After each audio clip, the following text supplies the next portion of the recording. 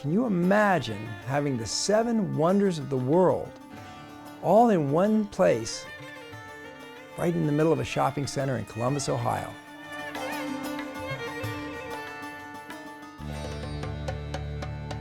Both my father and grandfather sought to develop a large shopping center on the west side of town. The site they had originally chosen for the development was the site now occupied by Westland. At the last minute, that joint venture fell apart. So they were looking for a site. They found a site that my uncle happened to own, and they bought it from him. The problem was that the original site was actually a little bit better site. And it became important to convince the anchor tenants, JCPenney, Gray Drugstore, they'd already committed to the other site, to relocate to the new site. So he threw this elaborate party and invited all of the tenants. And as the party went on and on and on, Don, I understand, got more and more into the party, and they said, "Don, why should we come to this site instead of the other site?" And he told the tenants that if they would relocate, he would build a complete replica of the wonders of the world.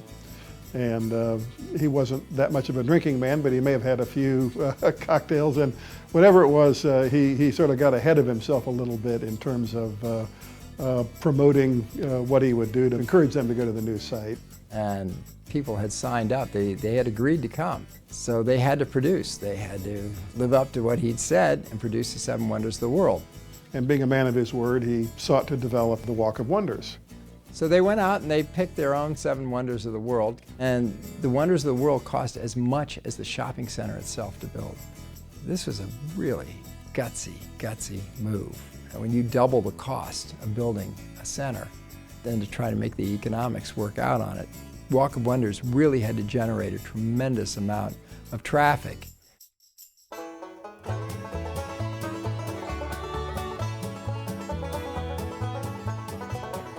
Great Western Shopping Center opened up in the summer of 1955.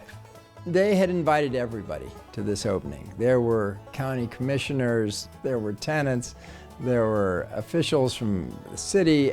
They also invited a lady from India to stand next to the Taj Mahal. They had Mayor Sensenbrenner throwing a barrel over Niagara Falls. It was quite a stage production. These were not shabby, cheesy replications. They were very carefully crafted copies of the originals. The wonders that were there were the Leaning Tower of Pisa, Niagara Falls, both the Canadian side and the American side. They had the Taj Mahal and the fountains in front of it. If you look at this photograph, you don't know you're not looking at the real Taj Mahal. They had the Grand Canyon. They actually constructed a walkway above Grand Canyon, so you could look down into it. You could see the city and the hotels around Grand Canyon. You could see the water flowing. The Eiffel Tower, which I still have at my house.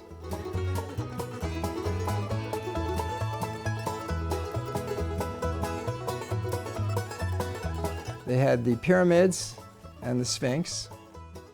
When you look at this photograph, I thought, well, no, that's the real thing.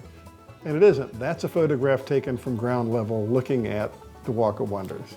This Parthenon looks a lot better than the one in Greece, I think, which has seen better times. You can see that this isn't just the building of the Parthenon. This is all the ancillary buildings and the other temples that are on the Acropolis. And underneath the Acropolis and the Parthenon, you could look in a window and they had Carlsbad Caverns. They had bats hanging down, and they had little fans that blow the bats around a little bit and make them swing. They had built a replica of the Trevi Fountain. A lot of coins went in there, and they would give all of that money to charity.